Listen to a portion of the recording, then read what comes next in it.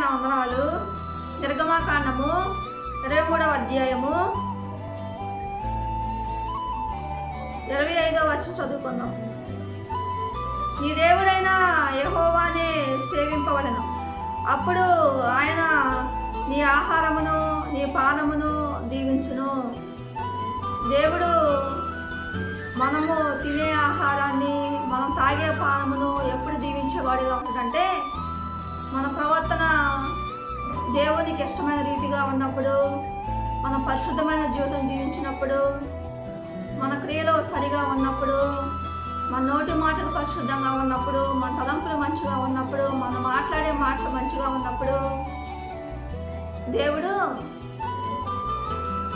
మనం తినే ఆహారమును మనం తాగే పానమును దేవుడు దీవించేవాడుగా, ఆస్వాదించేవాడుగా ఉంటాడు. ఆహారము అంటే నమిలే పదార్థాన్ని ఆహారము అంటారు. పానము అంటే మంచినీళ్ళు కానీ, జ్యూసులు కానీ, పాలు కానీ, వాటిని పానము అంటారు. కొంతమంది ఈ లోకంలోని అనేక రకమైన చెడు పనులు చేస్తూ, వ్యభిచారం కానీ, దొంగతనం కానీ, అబద్ధాలు కానీ, బూతులు మాట్లాడటం, త్రాగటం, మనుషుల్ని చంపటం, రకరకాల ఈ లోకంలో చెడు పనులు చేసేవారుగా ఉంటారు. చెడు పనులు చేసి ఆహారాన్ని తినేవారుగా ఉంటారు, పానమును తాగేవారుగా ఉంటారు. అలా తాగేవారంగా ఉంటే మనం తినే ఆహారం, మనం తాగే పానము పాపమైపోద్ది అంటున్న దేవుడు. మన ప్రవర్తన మంచిగా లేదు కాబట్టి, మన క్రియలు సరిగా లేవు కాబట్టి, మన ప్రవర్తన దేవునికి ఇష్టమైన రీతిలో లేదు కాబట్టి, మనం తినే ఆహారమును మనం తాగే పానమును దేవుడు ఆస్వాదించడు. కొంతమంది కుటుంబ సభ్యులు ఇంట్లో ఒకరినొకరు ప్రేమించుకోకుండా, ఆప్యాయతను రాగాన్ని పంచుకోకుండా, ఒకరి మీద ఒకరు కక్షలు పెట్టుకొని, పగలు పెట్టుకొని, ద్వేషాలు పెట్టుకొని, కుళ్ళు, స్వార్థం, అసూయ పెట్టుకొని, మస్త్రములు పెట్టుకొని పోట్లాడుకునేవారుగా ఉంటారు. ఒకళ్ళొకరు కొట్టుకునేవారుగా ఉంటారు, ఒకళ్ళొకరు తిట్టుకునేవారుగా ఉంటారు. భార్యాభర్తలు కానీ, పిల్లలు కానీ, తల్లిదండ్రులు కానీ, అత్తమామ కానీ, కోడలు కానీ, కొడుకులు కానీ, అలా ఉండి ఆహారమును పానమును తినేవారుగా ఉంటారు ఇంట్లో. అలా మనం ఆహారమును పానమును తినేవారంగా ఉంటే ఆ ఆహారమును దేవుడు దీవించడు. మనం తినే ఆహారమును మనం తాగే పానమును దేవుడు ఆశీర్వదించడు.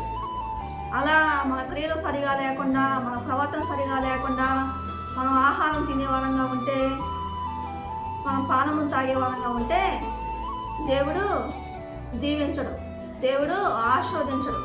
కుటుంబంలోని ఎటువంటి గొడవలు కానీ, పోట్లాటలు కానీ లేకుండా, ఒకరినొకరు ప్రేమ, ఆప్యాయతను రాగాన్ని పంచుకుంటూ, మంచితనాన్ని పంచుకుంటూ, సమాధానం కలిగి, మనం మంచి మనసుతోని భోజనం చేసినప్పుడు, మనం పానము తాగినప్పుడు, మనం తినే ఆహారమును మనం తాగే పానమును దేవుడు దీవించేవాడిగా, ఆస్వాదించేవాడిగా ఉంటాడు. మనం ఈ లోకంలో అనేక రకమైన చెడు పనులు చేసేవాళ్ళంగా ఉంటాం.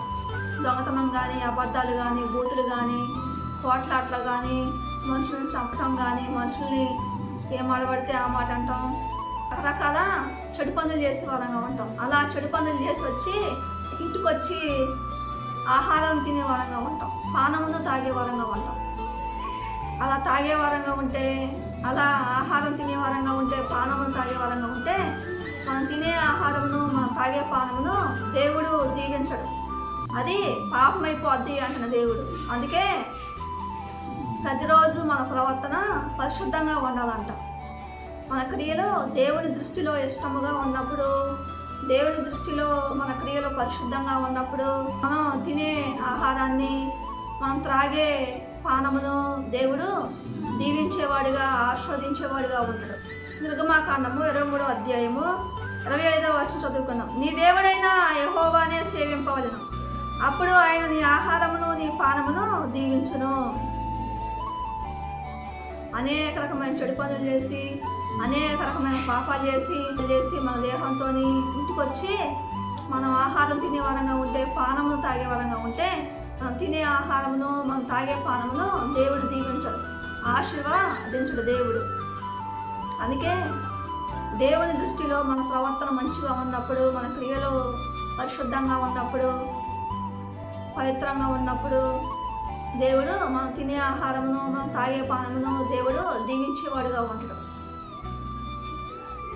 దేవుడి కొద్ది మాటలు దీవించిన గాక.